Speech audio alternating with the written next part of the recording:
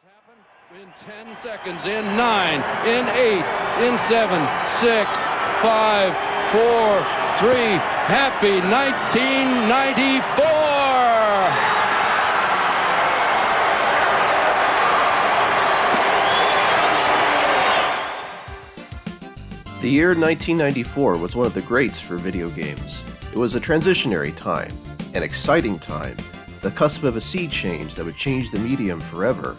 It's pretty surreal in hindsight to consider that the venerable Nintendo Entertainment System from the mid-80s was still being sold and supported commercially in North America at the same time that the Sega Saturn and Sony PlayStation first launched in Japan. 3 console generations, handhelds, and arcades, all jockeying for attention with their respective games. And what games they had to offer that year.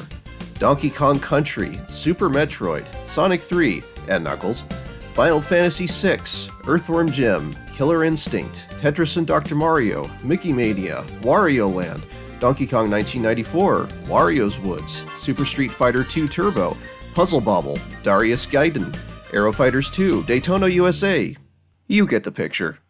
But there's a platform that, aside from a few standout hits, tends to get glossed over in the discourse of 1994 gaming, despite having one of its best years ever in its 2 decades-long run.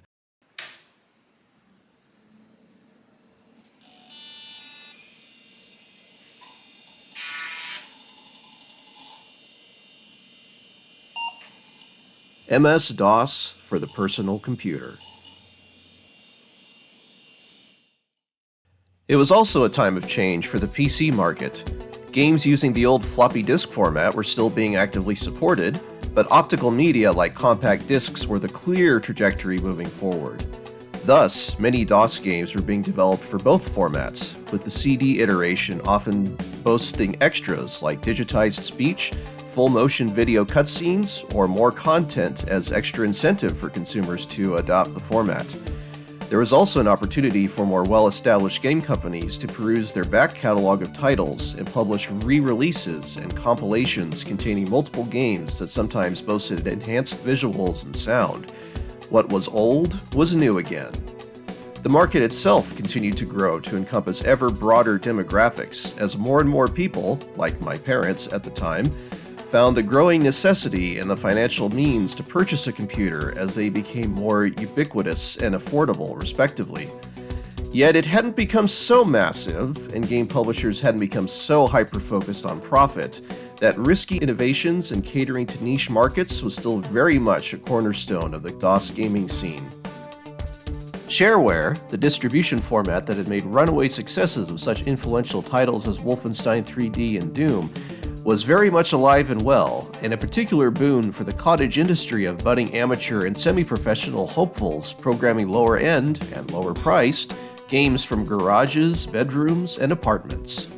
Most importantly for the future of DOS, it was finding itself increasingly sharing time with what would eventually become its successor, Microsoft's own Windows operating system. While not possessing the virtual horsepower needed for higher-end DOS games and applications, Windows 3.1's multimedia capabilities and easy-to-use graphical interface had already taken a considerable share of the market as the preferred operating system for the common user. But for now, the general increase of adoption for PCs was more than enough to ensure that DOS gaming would remain for a while longer.